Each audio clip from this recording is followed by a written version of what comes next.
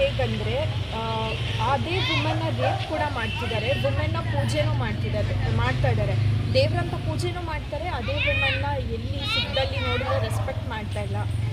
ಒಬ್ಬರು ಒಂಟಿ ಹೆಣ್ಣು ಓಡಾಡಿದ್ರೆ ಸಾಕು ಅಂತ ಅಂದ್ಕೊಬಿಟ್ಟು ರೇಪ್ ಮಾಡ್ತಾರೆ. ಇದರಲ್ಲಿ ಏನು ಹೇಳ್ತಿರೋದಂದರೆ a soul split by word yet whole in her strength. ಇದ್ರ ಮೀನಿಂಗ್ ಏನಂದರೆ ಒಂದು ಹುಡುಗಿಯಲ್ಲಿ ಅಂದರೆ ಇರೋ ಸ್ಟ್ರೆಂತ್ನ ಪ್ರಪಂಚದಲ್ಲಿರೋ ಜನಗಳನ್ನೇ ಸ್ಪ್ಲಿಟ್ ಮಾಡ್ತಾ ಇರೋದು. ಬಟ್ ಅವಳಲ್ಲಿ ಕಾಳಿ ಅವತಾರನೂ ತಾಳ್ಬೋದು, ಅವಳ ಸೈಲೆನ್ಸ್ನ ಅವಳ ಕೈಲಿ ಏನೂ ಮಾಡೋಕ್ಕಾಗಲ್ಲ ಅಂತಲ್ಲ, ಅವಳಲ್ಲಿ ಸ್ಟ್ರೆಂತ್ ಇದೆ ಅಂತಲೂ ಹೇಳ್ಬೋದು ಅನ್ನೋದೇ ಇದ್ರ ಮೆಸೇಜ್. ನಮಸ್ಕಾರ, ನನ್ನ ಹೆಸರು ಪದ್ಮಾ ಅಂತ.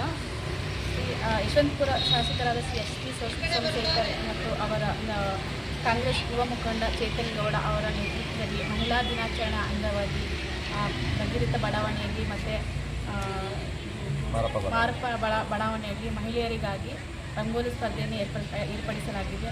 300 ಮನೆಗಳಿಗೆಲ್ಲ 300ಕ್ಕೂ ಹೆಚ್ಚು ಮಹಿಳೆಯರೆಲ್ಲ ಭಾಗವಹಿಸಿ ಅವರ ಆಸಕ್ತಿ ತೋರಿಸಿದ್ದಾರೆ. ಸಾಯಂಕಾಲ ಸೋಮಶೇಖರವರಿಂದ ಯಾರ ಆಸಕ್ತಿ ಅವರಿಗೆ ಬಹುಮಾನ ವಿತರಣೆ ಏರ್ಪಡಿಸಲಾಗಿದೆ. ಇದಕ್ಕೆ ನನಗೆ ಜಡ್ಜಾಗಿ ಅವಕಾಶ ಮಾಡಿಕೊಟ್ಟಿದ್ದಕ್ಕೆ ತುಂಬ ಬೇರೆ ಧನ್ಯವಾದಗಳು.